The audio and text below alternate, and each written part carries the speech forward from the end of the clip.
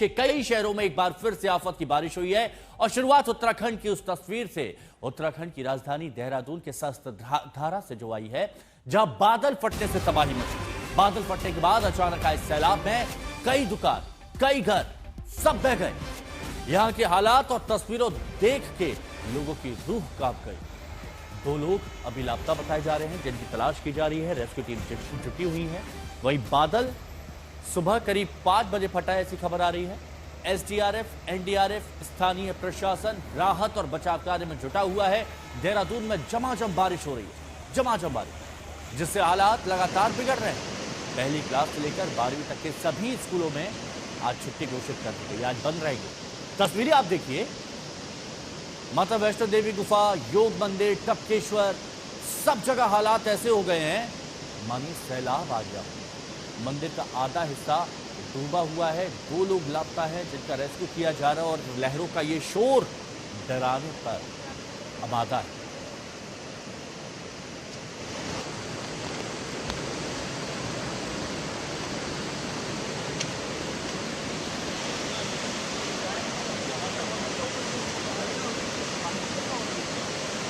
तो तेज धार में बहती हुई लहरें जब पत्थरों से टकराती हैं तो शोर मचा रही है। और यहां देखिए, ये बीच सड़क के हालात ऐसे हो गए हैं जहां सड़क वॉश आउट हो गई है। यहां पर गाड़ियां भी बह गई हैं। गाड़ियां खिलौनों की तरह यहां पर बहती दिखी है। देखिए ये हालात यहां पर रेस्टोरेंट हुआ करते थे, होटल्स हुआ करते थे, लेकिन अब वहां के हालात देखिए, क्योंकि जमीन का जब कटाव हुआ तो उसके साथ अपने एक बड़ा हिस्सा पानी की तेज धार में बह गया। यहां वो मंदिर देखिए जिसका जिक्र यहां पर किया जा रहा है, जिनमें टपकेश्वर भी है, माता वैष्णो देवी का मंदिर है, गुफा योग मंदिर है, और हर जगह लगभग ऐसे ही हालात हैं। तेज धार, हाहाकार और लोगों की परेशानियां यहां पर बढ़ रही हैं। रंजीत नेगी हमारे सहयोगी इस वक्त मंजीत नेगी हमारे सहयोगी इस वक्त हमारे साथ में जुड़े हुए हैं।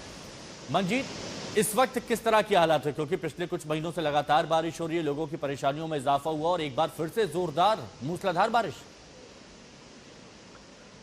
देखिए, देहरादून से लेकर ऋषिकेश तक बाढ़ के हालात काफी गंभीर हो गए हैं। खासतौर से हिमांशु, अगर देहरादून की बात करूं तो जो पर्यटक स्थल सहस्त्रधारा से लेकर टपकेश्वर, जो कि शिव जी का बड़ा मंदिर है और पर्यटन का केंद्र है, वहां पर कल देर शाम से ही जो बारिश शुरू हुई। और सहस्त्रधारा में क्योंकि अलग अलग जगह से धाराएं आती हैं, वहां लगातार उन धाराओं में बाढ़ का प्रभाव बढ़ा। हालांकि प्रशासन को इस बात की जानकारी थी, इसलिए जान का नुकसान नहीं हुआ है फिलहाल।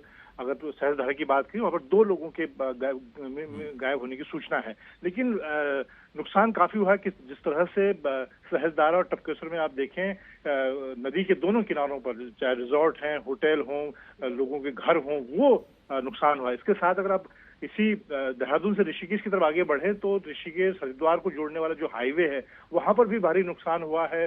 वहां पर पुल का एक बड़ा हिस्सा बह गया है। और अगर ये बारिश आगे जारी रहती है तो देहरादून, हरिद्वार और ऋषिकेश के बीच में जो आवाजाही है, जो राजमार्ग है, वो भी बाधित हो सकता है। लेकिन ज्यादा बड़ा नुकसान फिलहाल सहस्त्रधारा और टपकेश्वर में देखने को मिल रहा है। जिस तरह की तस्वीरें हम देख रहे हैं, पूरा टपकेश्वर का जो मंदिर का इलाका है, हालांकि नदी के किनारे ही मंदिर बना हुआ है, यहाँ पर पानी की धाराएं टपकती हैं और इसीलिए इसको टपकेश्वर शिव का बिल्कुल। और लेकिन यहाँ पर अभी जो मूसलाधार हम बारिश देख रहे हैं और जहाँ तेज बहती लहरें देख रहे हैं, ये लोगों को डरा रही हैं।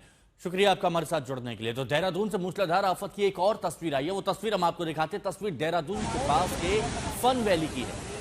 देहरादून हरिद्वार हाईवे पर फन वैली के पास पुल का एक हिस्सा बह गया।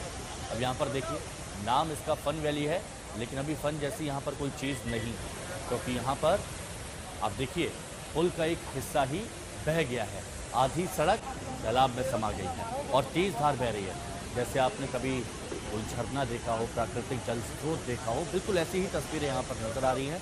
और अगर आप देखेंगे तो नाइग्रा फॉल्स की भी आपको याद दिला रहे, लेकिन यहाँ आप सोचिए कि कितना नुकसान हुआ है, लोगों की परेशानी कितनी बढ़ गई है। हाईवे पर एक पुल बह गया। अब एक और तस्वीर चलिए हम आपको दिखाते हैं। देहरादून में माल देवता के पास सोंग नदी का रौद्र रूप देखने को मिला। और रौद्र रूप अगर हम कह रहे हैं तो इन तस्वीरों के जरिए आप समझ सकते हैं कि इसके पीछे की वजह क्या है। ब्रुस तोड़ते हुए नदी बेकाबू रफ्तार से बह रही है और यहाँ जो लोग वीडियो बना रहे हैं वो कह रहे हैं कि पास बिल्कुल मत जाना, सावधानी बरतने की सलाह दे रहे हैं। और ये भी बता रहे हैं कि धीरे धीरे ये धारा तेज बढ़ती जा रही है और ये पूरे रोड को अपने आगोश में ले रही है। अब 3 तस्वीरें। सबसे पहली तस्वीर में देहरादून हरिद्वार हाईवे पर पुल बह गया, जहां एक वाटरफॉल बन गया।